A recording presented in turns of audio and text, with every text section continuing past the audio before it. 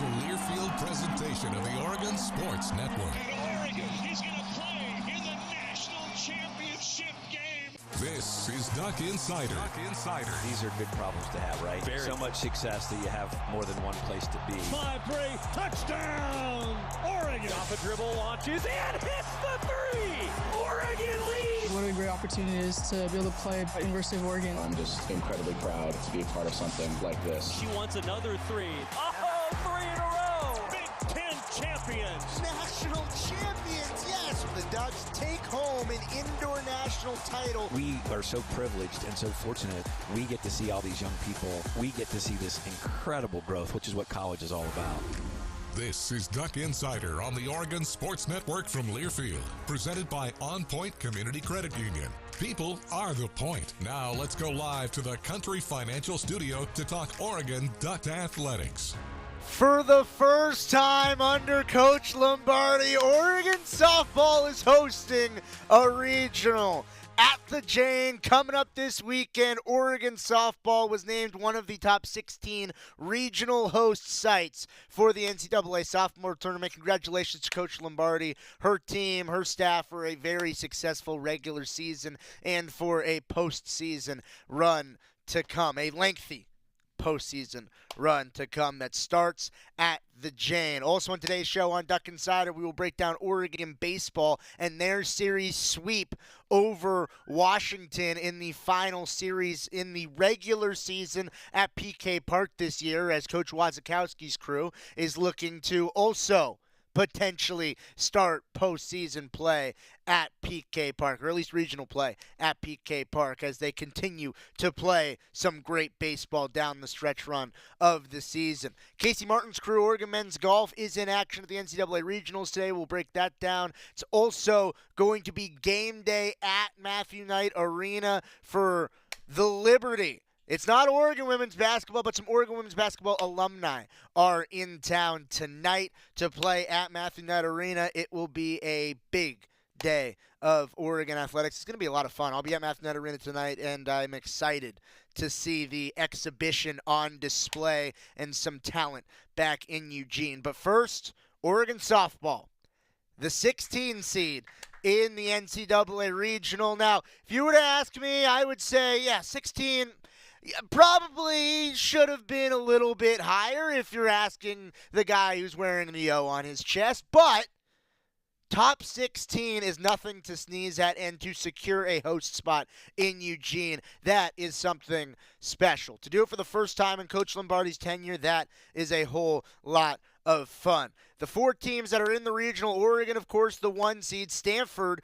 the 2 seed. In the new iteration of collegiate athletics, Oregon and Stanford, they couldn't have been matched up in a regional before. Now the Cardinal coming to Eugene, as the Ducks and Stanford are in separate conferences in the Eugene regional. Binghamton will play Stanford in the first game of the region, and Oregon's first round matchup will be against Weber State in game 1. Binghamton, the champions of the America East; Weber State, the champions of the Big Sky.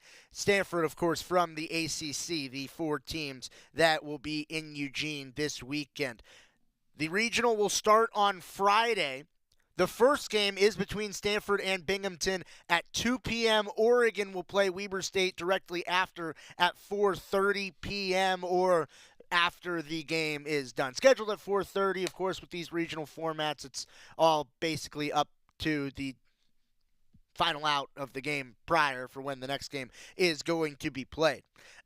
When Oregon wins in game 2, then the Ducks will play in game 3. The game 1 winner will play the game 2 winner in game 3 at 1 o'clock. That'll be the first game of the day on Saturday. Game 4 will be the game 1 loser versus the game 2 loser, which will be immediately after that first game on Saturday, and then the winner of the loser's bracket game, the second game, and the loser of the winner's bracket game, the first game, will play in the final game of the day on Saturday, and then Sunday will be the regional final, where the winner of the first 2 days will play, and then whoever survives after losing through one of the games in the double elimination tournament will play on Sunday, and then Game 7, if necessary, will be after 3:30 on Sunday will be when the first game of the regional final will be played. What we do know is that Oregon will play Weber State at 4:30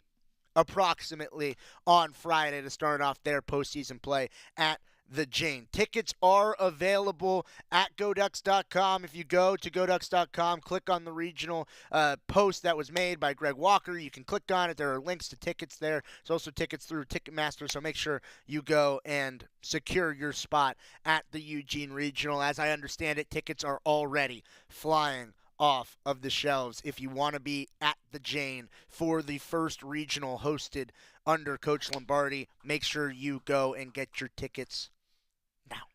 You're running out of time. This is the 5th straight NCAA tournament for the Ducks under Coach Lombardi, who just won Big Ten Coach of the Year last week, and it is the 25th NCAA appearance all-time in program history. The Ducks this year, 47-7, their record.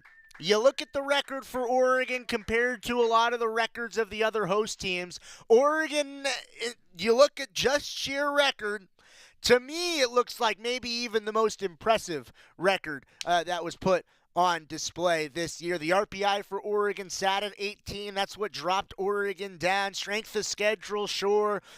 Early non-conference strength of schedule. Oregon didn't have the strength of schedule that held up over the course of the season the way a team like in the SEC who plays top 25 teams every game necessarily did. The way I look at it, Oregon played a few teams that got seeded as regional hosts. They played Florida State twice, beat them twice. They played Tennessee, beat them, and they played UCLA in a series and won 2 out of 3. Oregon beat good teams throughout the course of the season. Oregon slated as the 16th seed in the NCAA region. Oregon has history with a few of the teams that they will be playing in the regional round. Against Weber State, the Ducks already faced them earlier this season in the second week of the year, one of the non-conference matchups for Oregon at the Littlewood Classic in Tempe, Arizona on February 14th. It was a Valentine's Day matchup against Weber State the first time around. Riley McCoy, it was right when she got really thrust into the starting lineup. She went 3 for 3. She drove in 3 runs in the first meeting against the Wildcats. Paige Sinicki, Des Patman, Emma Cox all had multiple hits, and Elise Sokolski got the start. She gave up just 1 run and 2 hits over 5 innings to pick up the win. The Ducks are 8-0 all-time against Weber State. Against Stanford, of course, Oregon has a lot of history against the Cardinals, former Pac-12 rivals. The Ducks and Stanford have met 101 times. Oregon holds a 58-43 edge over Stanford. The Cardinal won the season series last year against the Ducks, but in the final series of the regular season down at Stanford, in the last game of the year, Elise Sokolski got the start and spun maybe the best game of her career. She's had a few performances this year that certainly can rival that performance that she tossed against Stanford last season. But if you remember, last game of the regular season last year, Elise Sokolski threw a 7-inning, 2-hit, complete game shutout in a 1-0 victory over the Cardinal.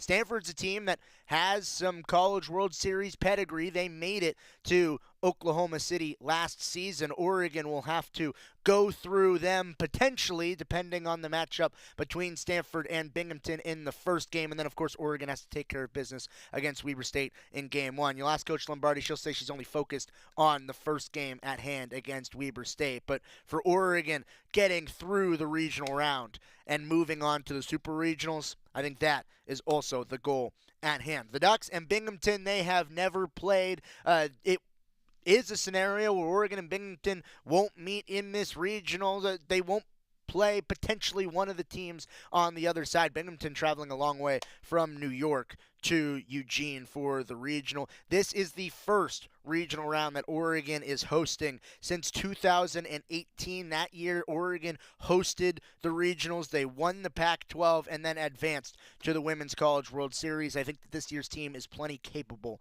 of doing the same, and you've heard over the course of the last few weeks that the word Oklahoma City Women's College World Series, it's just It started to become a goal. It's been tossed around. There's been a few mentions of it, and this team, the way that they've performed this season, I think is absolutely capable of accomplishing those goals. Congratulations to Oregon softball. Congratulations to Coach Lombardi locking down as a regional host for the 2025 regionals in Eugene as a 16 seed.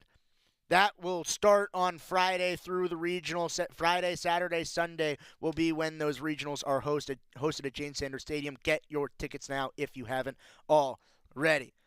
Also, if you haven't already, you're running out of time. I'm not sure if there actually are any tickets available for tonight. The WNBA game going on tonight, a preseason matchup between the New York Liberty and the Antelopes, the Toyota Antelopes, at Matthew Knight Arena. It will be broadcast on the Oregon Sports Network. Chris Clayton, Bev Smith will have the call. It will be broadcast in Eugene. Also, check Go Ducks live stream. Potentially will be there. It will be a 6:30 pregame. Game is at 7 o'clock.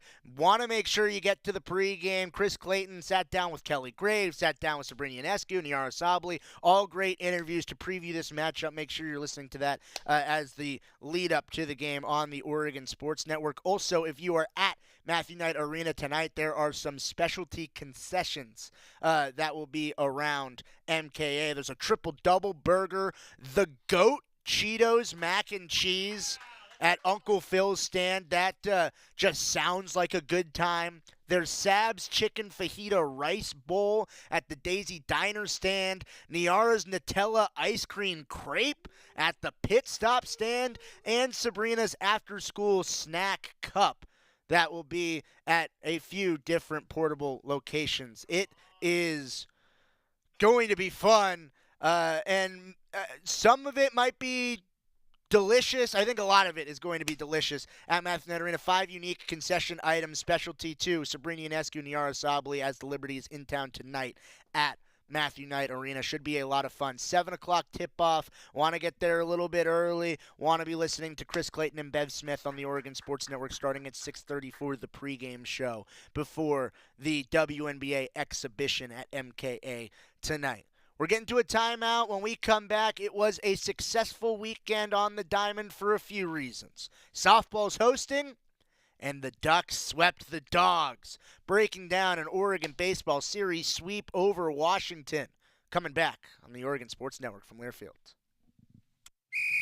As a local community credit union founded by teachers, OnPoint is committed to supporting the students and faculty at the University of Oregon. And on game day, we're right there with you, on the field, in the bleachers, and in the classrooms. Drop by our local branch today and discover the many ways OnPoint can help support your financial well-being. OnPoint Community Credit Union. People are the point. Federally insured by NCAA. Equal housing opportunity. At Shadow Hills Country Club, we're more than just an award-winning golf course and practice facility. Our events team offers all-inclusive event pricing that allows us to take care of all the details while you enjoy your event. Our indoor and outdoor venues offer you a wide variety of fully staffed options that put the focus on you. From weddings to business and social events, at Shadow Hills Country Club Events Center, you get the benefits of a resort atmosphere and amenities in a peaceful country setting, just minutes from downtown Eugene. Call for a tour today or visit shadowhillsevents.com. Back to the Country Financial Studios in 60 seconds. This is Duck Insider from Learfield.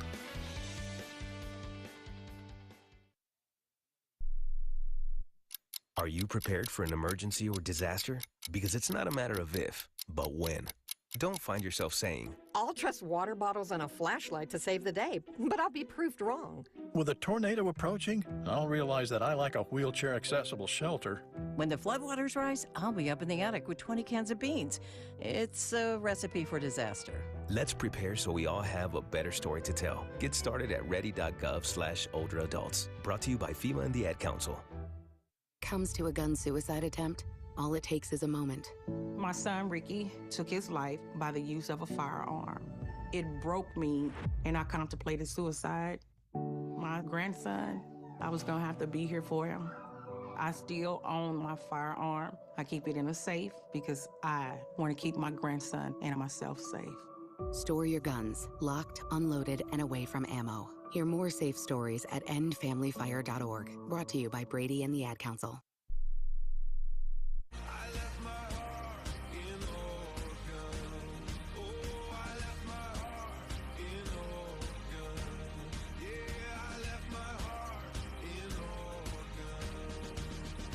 Back inside the Country Financial Studio, it's Duck Insider, brought to you by OnPoint Community Credit Union. Ryan Milano here with you on a Monday.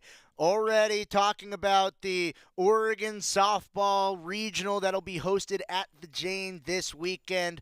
Coach Lombardi will be on the show with Joey tomorrow to break down the selection as the host site for Eugene in the regional for Oregon softball coming up this weekend. Also, Steve asks on YouTube, will there be audio or video available for the Liberty game? It will not be streamed. It will not be televised in Eugene, in Oregon. The game won't be televised. It will be televised in New York, but it won't be televised in Oregon. But what it will have is an audio stream on the Oregon Sports Network in Eugene, or if you're not in Eugene, check the Go Ducks app, see if you can get the stream for the Oregon Sports Network call with Chris Clayton and Bev Smith tonight for the game for the Liberty. That will be at Mathenet Arena, the WNBA exhibition. Now transitioning over to Oregon baseball and their win over Washington throughout the course of the weekend. It was a celebratory weekend from start to finish. It felt like it started with a celebration and ended with a celebration because the weekend started with a new field dedication.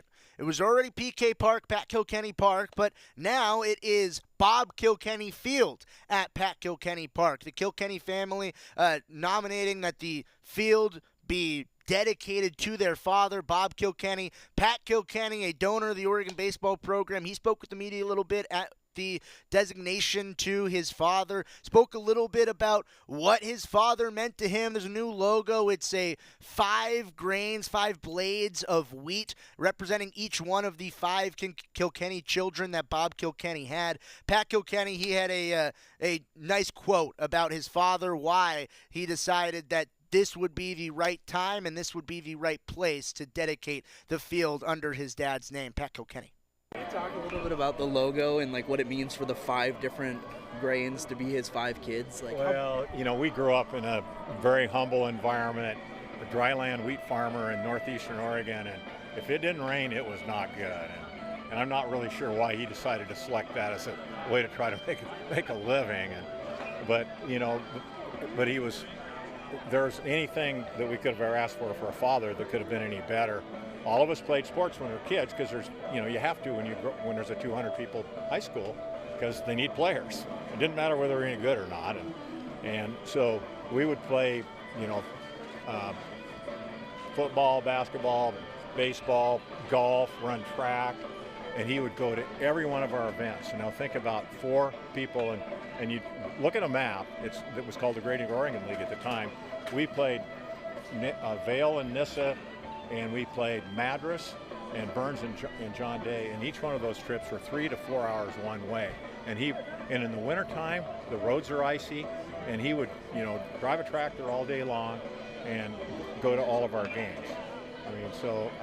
It was just an extraordinary childhood that we had, and we didn't know that we didn't have anything because we had everything. We had love. So that's a great story about Bob Kilkenny, Pat Kilkenny's father. Also, Pat Kilkenny about why giving back to the University of Oregon means so much to him, why he continues to invest in the university. Pat Kilkenny talking about why he continues to invest in the baseball program, the university as a whole. Pat Kilkenny.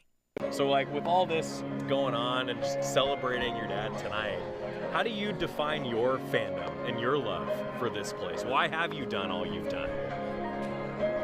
Well, that's a little complicated, but it always starts out with people, right, and relationships.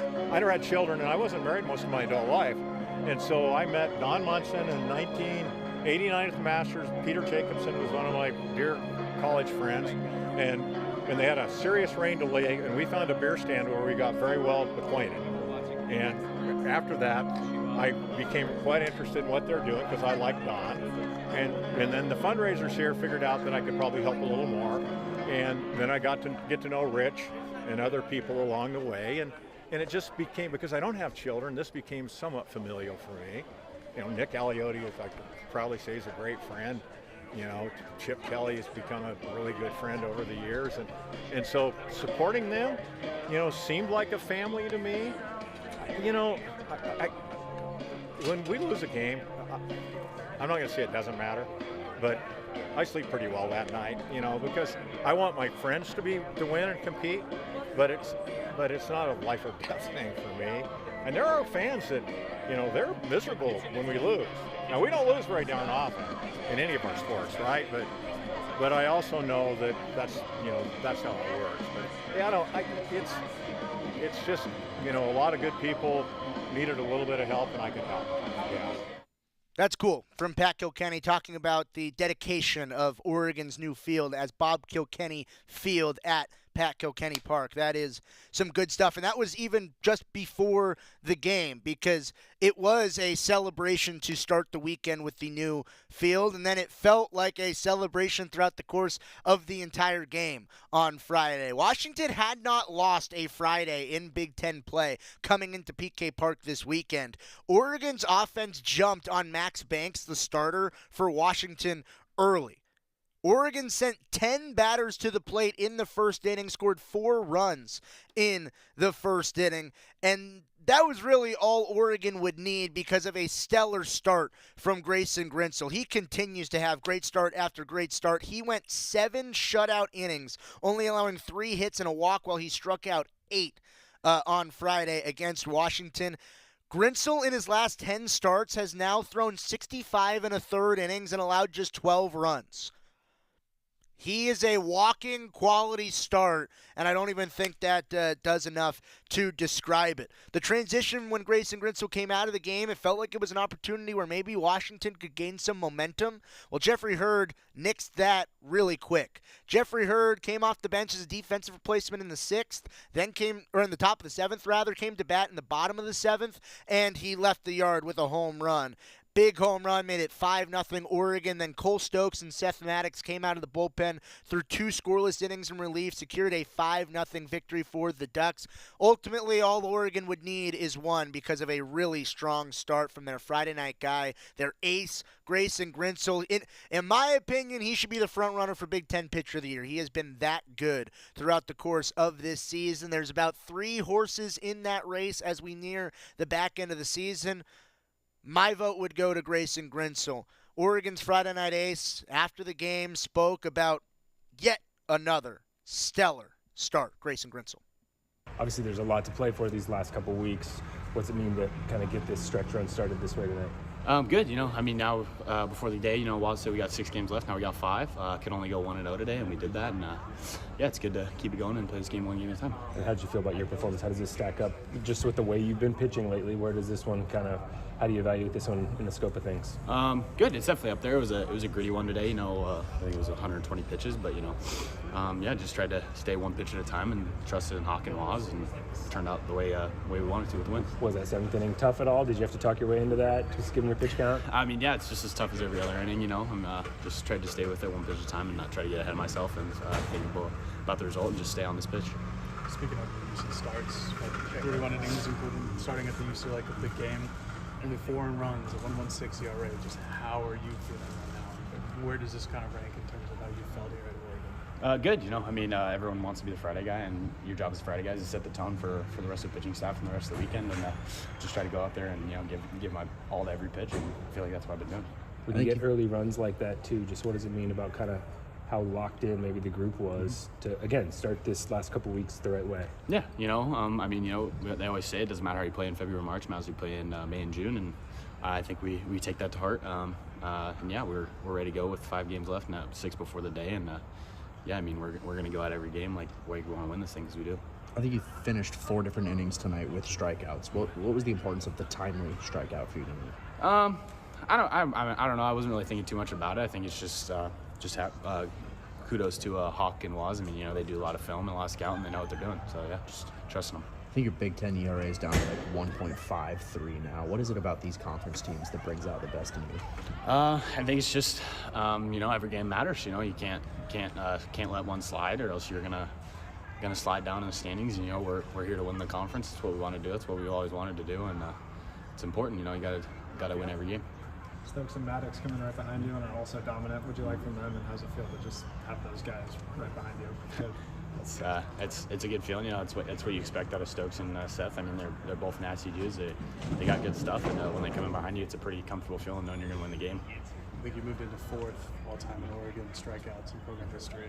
So a lot to go to catch Peterson. But has it kind of set in and all that 7th inning might have been your last here at PK Park?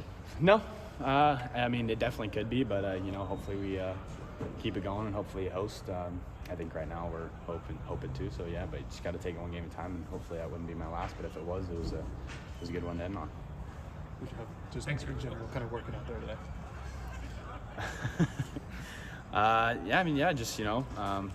Same as every other game, just, trusting Hawk and Waz and throwing every pitch they call with conviction. Are you a guy that talks to, Colin and Jason about things that you saw, or do you more leave that to the pitching staff? Yeah, I mean, kind of just like every other guy on the staff, they're gonna ask, I'm gonna tell them what I saw and kind of go from there. And Clark, same thing. Might see a couple different things that I didn't see and relay it to Jason, and just kind of every day it builds. How does that aspect add to the leadership role you have on this team this year? Huge. I feel like I can bring a lot of experience in my 3 years here. So yeah, just kind of trying to help the guys out with what I'm seeing from guys and what to kind of look for when they're in the dugout from the hitters, and to kind of take that out there with them. A strong start from Grayson Grinsell on Friday set the tone for Oregon throughout the week. And the Ducks won 5-0 on Friday, then came in on Saturday, got a 6-4 victory over Washington. It was a little bit of a different fashion as Washington actually took the early lead with 2 runs in the first inning, but then Oregon answered back quickly. They got 1 in the second and 3 in the fourth to take a 4-2 lead. Washington then, in the 5th inning, immediately answered back with a pair of solo shots to tie it at 4. Jacob Walsh did not let Washington stay tied for long at all. On the 3rd pitch of the bottom of the 5th inning, Jacob Walsh put a ball into orbit, into right field, gave Oregon a 5-4 lead. In the 6th inning, Mason Neville came to the plate, and Washington had a really interesting shift on Mason Neville. They put 3 infielders on the right side of second. They brought their 3rd baseman and moved him into the corner in left field and had 4 outfielders. They actually had a man positioned exactly where Mason Neville hit the ball in left center field. The only problem is that Mason Neville hit the ball 10 feet over the fence for his 25th home run of the year against a shift that saw 3 infielders and 4 outfielders. What can't he do?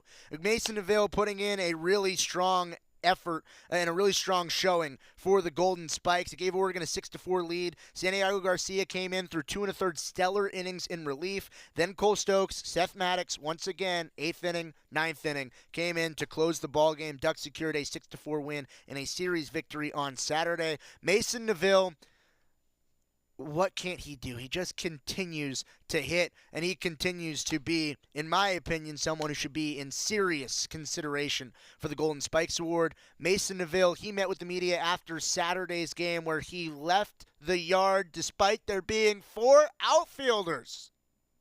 Mason Neville. How often do you go from nearly ringing the left field pole to pulling down the right field line in successive pitches, even in BP? Not very often, honestly. It was pretty cool. That bunt with 4 outfielders, is that your call or is that Waz? That was me. Yeah, I mean, I think he wanted me to hit there, but I don't know. It's tough to beat 4 outfielders twice, so I just tried to get on for my team. What goes through your head when you see the 3rd baseman turn around and take a beeline into left field? At first, honestly, I thought he was going to get something on the field. I kind of stepped out of the box and was confused what was going on, but yeah, I mean, I don't know. I haven't really seen that too much, so it was interesting. That home run on a 3-0 count. Do you have green light, or is it up to the pitch or the batter, or is it? Yeah, it's hit or miss. I mean, it depends on the situation, I guess. But he'll give me the hit sign or take. I mean, depending on the situation. So you've been getting a lot of attention. It probably helps the confidence if it needed help at all. But to see a defense do something like you've never seen before, like what goes through your head? Yeah, I mean, immediately when I saw that, I knew maybe I was going to get a good pitch to hit, and so just try to put a good swing on it, and I mean, hopefully try and beat them, but at the same time, you can't try and do too much and swing and miss or whatever, so, I mean, it was pretty cool. Okay, do you ever imagine being a player that, like, opposing teams have to devise something that weird for? Yeah, I mean, no, honestly. Yeah, that was pretty special, I guess you can say. How often are you even practicing bunting these days? We practice every day, honestly, so I'm kind of upset at myself that I didn't get that one down. But yeah, we practice that pretty often. Well, said you really lobbied for yourself to be back out there in center today. What did it mean for you to make another start in the outfield? Oh yeah, it was huge. I mean, I think I bring some leadership out there, and I think there's a different vibe, I guess you can say, when I'm out there, and so I think it was huge, and I think we saw that today. So yeah, I mean, it was good to be back out there. It's a different feel for sure than kind of just hitting and being a DH, and so yeah, just going out there and being able to do whatever I can to help the team win. He said too, like you're a guy who is swinging the bat, like a guy who's seeing the ball like a proverbial beach ball. Like, does it feel like that right now? Sometimes. I mean, not necessarily. Just I think if you're on time with the pitcher, it helps a lot. And there's some days where you see the ball great, like you were saying, and there's some days you have to battle up there, and that's just baseball. But yeah, if you focus on just being on time with the pitcher, and I think that gives you your best chance of hopefully seeing the ball like a beach ball. So, what have you been kind of dealing with here physically that's kind of kept you out of center field? Yeah, my legs are banged up a little bit just from playing in the season, I guess you can say. I mean, everyone around the country is probably battling injuries, and so yeah, just working on that and working every day to stay on the field and help my team win. What have you made from Drew Smith out there in center? Yeah, I thought he played great. I mean, I think I have a lot of trust in anyone that goes out there, and I have a lot of confidence in my teammates, and he played well out there. You had a bomb today, and so did Jacob. What's kind of like that home run duo? What is that like? Yeah, those are the Vegas boys. That's the duo. So, yeah, I mean, I'm proud of him. He's having a fantastic year, and so to see him do what he's doing, and, I mean, to be from the same town as him, it's pretty sweet. Is this success and the national kind of discourse about your success, potentially the Golden Spikes Award, is that any extra pressure on you, or you put it all to the side? Yeah, I mean, no. Honestly, I just kind of go out there and do whatever I can to help my team win. I don't really, I mean, it's all cool and all. Don't get me wrong, but yeah, I kind of just focus on the game, just kind of minimize everything. I feel like that's the best way to handle it. With your numbers continuing to grow, what are your expectations for the rest of the year? Yeah, I think first we're looking to win, and so hopefully finish out the season strong and be able to host for the regionals and hopefully the super regionals here at PK Park. That's the goal number one, and from there try and go to Omaha. I mean, that's our goal that we set out for at the beginning of the year, and so I think we're pretty focused on that, and we have some momentum kind of rolling right now towards that, so we're excited about that. But yeah, I mean, that's probably the main goal. Mason DeVille, a big reason why Oregon is positioned to potentially, probably, in my opinion, should host at PK Park for the regional round in a few weeks to start off NCAA play. And Oregon, the way they've been playing with their pitching staff, their lineup, their bullpen, Ducks are playing some good baseball at the right time. Middle of May, it's a good time to start playing some good baseball. Oregon carried it into Sunday, breaking down the final game of a series sweep against Washington when we return on Duck Insider after this on the Oregon Sports Network from Learfield. As a local community credit union founded by teachers, OnPoint is committed to supporting the students and faculty at the University of Oregon. And on game day, we're right there with you, on the field, in the bleachers, and in the classrooms. Drop by our local branch today and discover the many ways OnPoint can help support your financial well-being. OnPoint Community Credit Union. People are the point. Federally insured by NCAA. Equal housing opportunity. Hey Duck fans, at Country Financial, they make insurance easy. Whether you're shopping for home, auto, or more, their representatives will take the time to understand your specific needs and explain what options work best for you. Worry less and feel more confident knowing you're covered. Visit countryfinancial.com to get started today. Experience more with Country Financial. Auto and home insurance policies issued by Country Mutual Insurance Company, Country Preferred Insurance Company, and Country Casualty Insurance Company, Bloomington, Illinois. Duck Insider continues from the Country Financial Studios in 1 minute on the Oregon Sports Network from Learfield.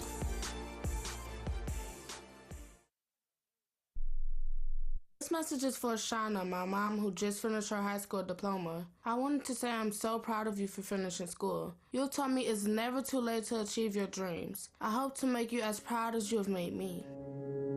When you graduate, they graduate.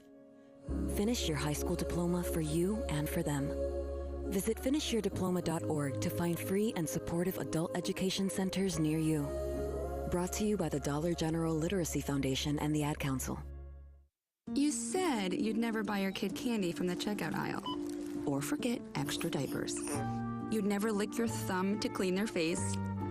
Never, ever become a minivan mom. So when you say you'd never leave your child in a hot car, know it can happen. Cars get hot fast, and kids can be at risk in temperatures as low as 60 degrees Fahrenheit. Never happens. Before you leave the car, always stop, look, lock. Brought to you by NHTSA and the Ad Council.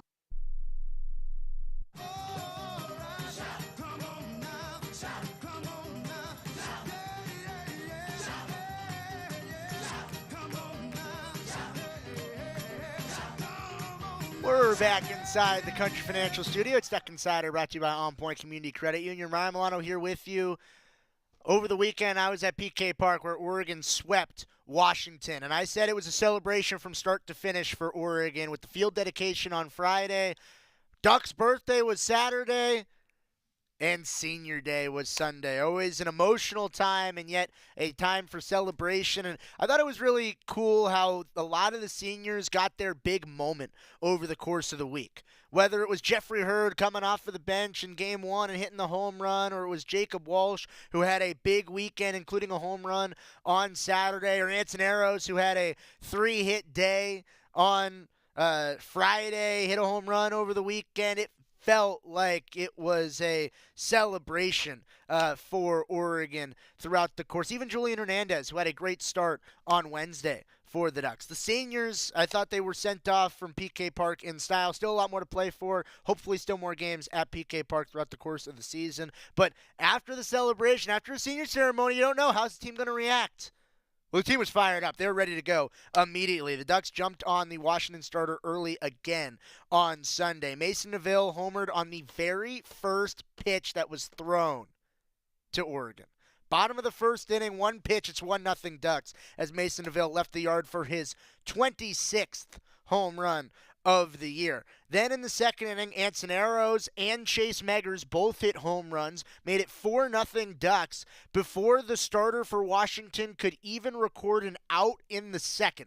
The Ducks jumped on him really early, got to the bullpen really early. In that second inning, Washington intentionally walked Mason Neville. It was Mason Neville's 51st walk of the year. He's now set a new Oregon record for single-season walks. He passed Aaron Zavala's 2021 walk record of 50 in a season. There's a whole lot more games to be played. Mason Neville, he can leave the yard as he rewrote the Oregon record book that he set earlier this year in home runs with his 26. He can also be poised at the plate and walk 51-plus times on the season. The 4-0 lead was good enough for the Ducks. Oregon made it 5-0. Jason writes he twirled a stellar 6 innings where he didn't allow a run and left the mound with a 5-0 lead.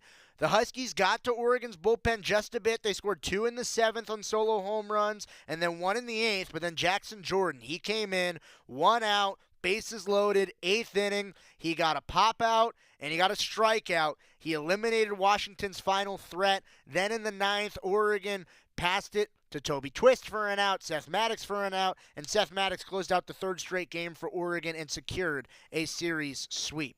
Good win for the Ducks all 3 days, a 5-3 victory on Sunday. Oregon took care of business in their final home game of the regular season, the final home series of the regular season. Coach Wazakowski, after the win, I think pretty pleased, knows there's still work to do for this Oregon program to accomplish what the Ducks want to as the year moves forward. Waz, after the win. Yeah, 3 days in a row for the first time in a while. Like, I feel like you just asked a little too much from them, or... No, they wanted in the game. You know what I mean? They wanted in the game, and they wanted to get into those spots. And so, you know, we weren't going to hold them back when they wanted the baseball. You know, were they able to handle it as effectively as the other nights and all that kind of stuff? You know, that's a different discussion. But they wanted the baseball. They get the opportunity. They've been going good in that same setup. And we didn't start the inning with those guys because, we've asked some of them here the last 2 days. And so we tried to manage the piece as best we had. How about the moment for Jackson just getting out of that jam there? What'd you think of that? Big, really big. You know, I mean, growth, character-wise, just really big. You know, he's a senior, but, you know, I think he's probably got another year of eligibility left, so I'm going to try to keep him. And, just for him to have the poise to be able to get out of that jam, that's not an easy deal right there, right? Bases loaded situation, and be able to do what he did. Tremendous little pop-up and a strikeout. You bring Twist in there against Taggart, their best hitter. What's your confidence level in him as a pitcher, and just how do you kind of see his role going forward these next couple weeks? Well, confidence level in him, tying run at the plate. We're bringing him in the ninth inning with 1 out. It's about as confident as you can get in a young man, and I mean, he's got a heck of an arm, and I wanted him to know that this staff believes in him. And he's gone through a recovery just like, anybody who's gone through some sort of an injury or setback. And I want him to know that he's going to be, he's believed upon around here, no matter if he's gone through what he's gone through or not. We trust in him, and we were excited to get him back, and can't wait to see him pitch again. You mentioned yesterday about Chase, where you hope that he comes alive here down the stretch. Run shot today. Just again, what have you seen from him the last couple of weeks? Well, yeah, and I mean, being ready to throw, we figured that they might even, we figured they might run in the 1-2 count right there with 2 outs, and coach elevated a fastball to give Chase a good chance to throw on it, and he gunned him, right? I mean, that was a tremendous play. That's a leadership play. Does Burke and Cohen have that kind of poise to be able to throw that best bolt down to second base like Chase did right there in the game? Don't know, but that's why we have Chase in the game, and I feel like that's how the experience is going to help him. He did have to help us as a team. He did have a really good at-bat earlier in the game too, so I think Chase is doing well. What's it like having him back at full force after a great series? I'm sorry? What's it like having him back kind of at full force after such a great series? Who's that? Chase. Well, I mean, it sucked when you start the year and the guy's not with you, because he had an injury in, I think it was 2 weeks before the start of the regular season, right? Something along those lines. He had an injury, set him back 6 weeks, so when you got a guy that's as good as he was a year ago, and he was our best hitter, especially down the stretch, beat out a player that was drafted, and a heck of a player, we missed him. And so, to have him back now, and it appears like he's at 100% now, the experience I would feel like should help the ball club, yeah. What can you say about this senior class and what it's meant to you? Well, you look at the banner. That's what I told him when we just met. You look at the banner. So if a guy showed up here in 21, I don't know when the guys all started here. Some of them started at different times, but you just look at the banner, and like we talk about, that's why we wanted to have the graphics at the ballpark, because eventually these guys are going to come back with their, moms, first off, Mother's Day, all the moms out there, we love you and thank you for what you do and putting up with us and giving us a chance. But when you're coming back with your families, right, you're coming back with your moms and dads and your kids maybe someday, and you see graphically the years that they played here and the success that they've had in postseason, I think that says an awful lot about the senior class. When you look up there, and it's every single year they've been in postseason play, whether it's regional, super regional, those kids are building the program into something that I think the fans really wanted, when we first took over, and we're trying to deliver that for them. And at the beginning of the year, we had some naysayers that were, not sold on the fact that they didn't know if we had beat anybody that was good or not or anything like that. Not taking a shot at you, James. I think you were right.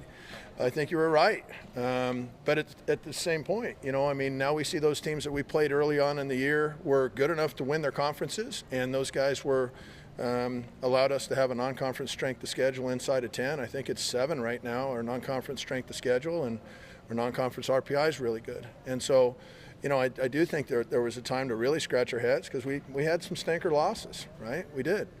And I think that the people that identified that, I respected them, because I think that was telling the story, and that's what the media's job is to do, is to tell the real story. You give yourself a chance to compete for a league title next weekend. That's all you could ask for after this weekend. Well, in the big picture, that's right. What does that mean? That yes, you have a chance to earn your way still to a regular season title. Well, absolutely. And I don't know how the chips all settled today and everything like that, but we get a chance to go up against Iowa next weekend, and I know they're in front of us, and us winning 3 games against Iowa would put us in front of them. I don't know how the rest of it shakes out, but yeah, I think that's an awesome place for us to try to challenge for the league championship in our last weekend of the year. That's what we want. Coach, you talked to us a couple times about the ability to win in different ways, and this is another time we've seen offensive production early on, and then it kind of halts, and you guys are able to hold on. What can be taken away from like a gritty win like that, where you hold out on a lead? Well, we hadn't done that, at times during the year, right? And so it's, again, that experience, having that experience to where you can close the deal and finish the game is that's again back to Chase Maggers. When you have guys with experience, then they come through in those positions and they don't double clutch right there to where the guy's safe or something else happens, right? They have the experience and the poise to be able to execute and play their best when the game requires it. So, the guys are playing really hard, and for us to win that kind of a game right there, that's important for the team. All season you've talked about West Coast baseball and how West Coast baseball is kind of underrated to the rest of the country, but it's been kind of in regards of your guys' opponents like St. Mary's and Oregon State and USC. How's it feel that Oregon has kind of came out on top just as the king of West Coast baseball right now? Well, we still have season left. I guess I'll humbly say that. We still have some season left. We've done good up to this point. I've been a proponent of West Coast baseball my whole career. I think it's really good. And when you got us and Oregon State, they're a really good team. UCLA is a really good team. Southern Cal's a really good team. You've got some really good West Coast teams, and that's not excluding the Irvines of the world and people like that. I think there's really good baseball on the West Coast. In my opinion, there should easily be discussions of at least 3, if not more, host sites on the West Coast because of how well the West Coast teams have played. With that, it could easily be said for 4 host teams, 4 host sites on the West Coast based off of, of the guys that have done well. So I'm a big fan of West Coast baseball. I think it's really good and competitive, and, I love being a part of the University of Oregon. I'm happy I get a chance to work here. This is a blessing. Going back to Iowa, what are some of the goals the team has for that series after taking the sweep this weekend? Win 1 game in a row 3 times. Simple as that. From Jason and I think he did 40 pitches in his first 2 innings, but then only like 30 across the next 3. How did he settle? Well, I think he was landing his pitches a little bit better as he got going, 3rd, 4th, 5th inning. You got his 2-seamer working. He was able to elevate his fastball when he needed to, and his secondary pitches was landing for strikes. Early in the game, it was a little inconsistent. He didn't quite have the same percentages as he did as he got going. Was excited about the series sweep over Washington, knows there's still work to do against Iowa. Got to win 3 in a row, every game. Ducks still have a chance in the Big Ten. Good reason, because of some key contributors in the game on Sunday. We'll hear from the players when we return on Duck Inside on the Oregon Sports Network from Learfield. With a great selection of new Toyotas, everyone knows your summer starts here at your Toyota dealer, even your pet parrot. Right, the summer starts here. Well said. Dealer inventory may vary. See your participating Toyota dealer for details. Event ends June 2nd. Toyota, let's go places. As a local community credit union founded by teachers, OnPoint is committed to supporting the students and faculty at the University of Oregon. And on game day, we're right there with you, on the field, in the bleachers, and in the classrooms. Drop by our local branch today and discover the many ways OnPoint can help support your financial well-being. OnPoint Community Credit Union. People are the point. Federally insured by NCAA. Equal housing opportunity. With a great selection of new Toyotas, everyone knows your summer starts here at your Toyota dealer, even your pet parrot. Right, the summer starts here. Well said. Dealer inventory may vary. See your participating Toyota dealer for details. Event ends June 2nd. Toyota, let's go places. More Duck Insider from the Country Financial Studios after this on the Oregon Sports Network from Learfield. August was born 3 pounds, 9.8 ounces. When I first saw him, it was a whole range of emotions. There's stuff I still want to do. Being a young dad, it's not giving up. It's shifting. I looked through his eyes. I can envision a whole future with him already. To throw the first football to him, give him ice cream for the first time. My life is now devoted to his life. Through all of fatherhood's firsts, never stop being a dad. Visit fatherhood.gov to hear more. Brought to you by the U.S. Department of Health and Human Services and the Ad Council. You took the first step and quit smoking, but even former smokers may still be at risk for lung cancer. That's why SaveByTheScan.org wants you to know about a new low-dose CT scan that can detect lung cancer early. It takes only 60 seconds and could save your life. You took the first step, now take the next. Visit SaveByTheScan.org for a simple quiz to see if you're eligible and talk to your doctor about screening. SaveByTheScan.org is brought to you by the American Lung Association's Lung Force Initiative and the Ad Council.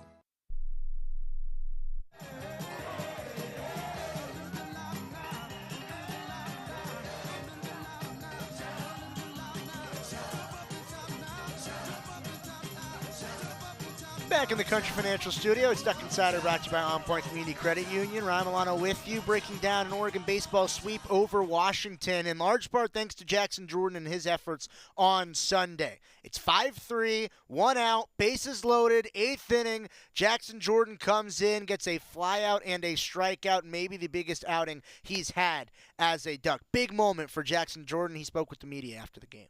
Off the mound at the end of that inning, can you walk through kind of everything you experienced? Yeah, definitely some adrenaline in the bullpen too, knowing the situation, but I tried my best not to let it affect me, and I just worked, really focused on my breath and loosening my muscles, and yeah, that's it. Is that a pitch that right when it comes out of your hand, you feel pretty good about it? Oh yeah. The most important thing, especially in a situation like that, is just trust your stuff and don't be cautious, just let it go. So that's what I tried to do. Like that, the only real day of the series that Washington had like a legit chance to get back in a game, to get back at you guys. What did it mean to go 1-1 as a bullpen into those, or 1-for-1 as a bullpen in those opportunities? Yeah, I mean that's kind of what's expected. It's not like I know in the past people have criticized the bullpen or whatever, but we don't buy into any of that. We know we're good. So yeah, just a lot of trust in our guys. Yeah, we've seen guys like Stokes and Maddox kind of settle into kind of set roles. Yeah. It's been a little different for you. So to come through for your guys in a moment like that, what did that mean to you? Oh, it meant a lot, yeah. Everything I do is for these guys and my team, and especially the pitcher staff, really close with all of them. Not too worried on roles or anything. I just try to do whatever I can to help this team win. So. Is it Hawk's call or yours on the 3-2 off speed? Hawk, yeah. He trusted, I trusted. Just, like I said, deep breath, loose muscles, and just let it go. And that's why most will turn obviously the fastball. So what is it to have that confidence in off speed in that moment where it is the situation that it is? Yeah, it's really nice. Work on it a lot in practice, so you don't have to worry about it in the game, and it paid off. Yeah. You guys need a little help in the conference race, but at least the last 9 days you feel pretty good that you guys have done pretty much everything you can to keep yourselves on track to get where you want to go. Oh yeah, for sure. Before every game in the team meeting, it's just go 1-0 today.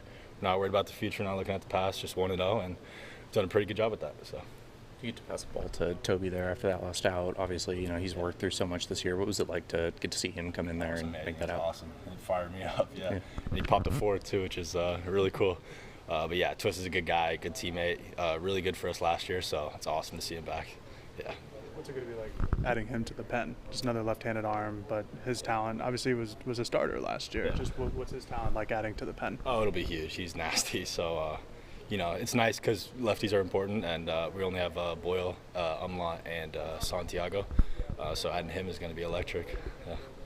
Some pitchers, when they make a big pitch, they walk off the mound more stoic and calm. But today, you were pumping your fists, and the crowd was roaring. What is variation in a bullpen of the more stoic pitchers versus more electric pitchers? What does that do for a bullpen? It's nice. You never know what you're going to get. Adrenaline definitely plays a factor in that. That was not a planned thing or anything. Definitely just in the moment, but just having fun. It was cool to be able to, just grateful to be trusted in a situation like that. So, yeah. But you definitely got some variation. There's some guys, yeah. Jackson Jordan got the Ducks out of a big spot, big-time outing for Jackson Jordan. Oregon baseball, they've got opportunities in front of them. Oregon golf also has opportunities in front of them. Breaking down the first round of regional action when we return on Duck Insider on the Oregon Sports Network from Learfield. Hey Duck fans, at Country Financial, they make insurance easy. Whether you're shopping for home, auto, or more, their representatives will take the time to understand your specific needs and explain what options work best for you. Worry less and feel more confident knowing you're covered. Visit countryfinancial.com to get started today. Experience more with Country Financial. Auto and home insurance policies issued by Country Mutual Insurance Company, Country Preferred Insurance Company, and Country Casualty Insurance Company, Bloomington, Illinois. As a local community credit union founded by teachers, OnPoint is committed to supporting the students and faculty at the University of Oregon. And on game day, we're right there with you, on the field, in the bleachers, and in the classrooms. Drop by our local branch today and discover the many ways OnPoint can help support your financial well-being. OnPoint Community Credit Union. People are the point. Federally insured by NCAA. Equal housing opportunity. This is Duck Insider. Duck Insider on the Oregon Sports Network from Learfield. Uh-oh, Brad's buzzed. Oh, yeah? Yeah, he's starting with the woots. And now a speech. I just want to say that friendship is about heart and brain. Who's with me? Good thing is, he knows when he's buzzed. And my brain is saying, when it's time to go home, somebody call me a ride. Love that guy. Me too. Know your buzzed warning signs? Call for a ride when it's time to go home. Buzz driving is drunk driving. A message from NHTSA and the Ad Council. Substance use disorder and addiction is so isolating. And so, as a Black woman in recovery, hope must be loud. It grows louder when you ask for help and you're vulnerable. It is the thread that lets you know that no matter what happens, you will be okay. When we learn the power of hope, recovery is possible. Find out how at startwithhope.com. Brought to you by the National Council for Mental Wellbeing, Shatterproof, and the Ad Council.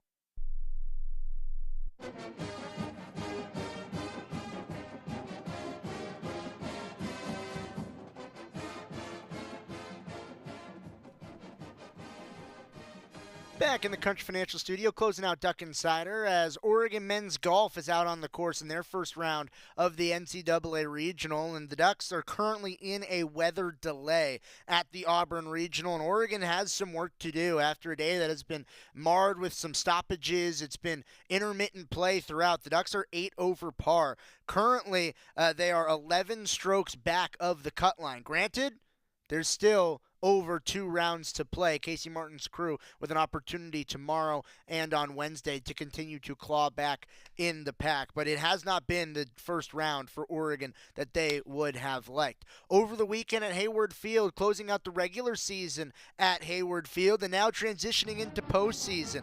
It was senior night for Oregon at the Oregon Twilight. Now coming up this weekend, the Big Ten Championships are at Hayward Field. May 16th, 17th, 18th, postseason action around Hayward Field, Jane Sanders Stadium, all the way around Eugene. Coach Lombardi on the show tomorrow to break down the regional round for Oregon softball. Also Athletic Director Tuesday. Joey Mack will have you in studio. As always, bye everybody, go Ducks. Put your phone on D&D. That means that do not disturb when you're driving and when you're... See ya. We'll talk to you tomorrow. Wednesday. I won't be here Wednesday. I'll be here Thursday. Will you here Thursday? All right. Sounds good. Yeah. See ya. Remember this beat. Don't drive distracted.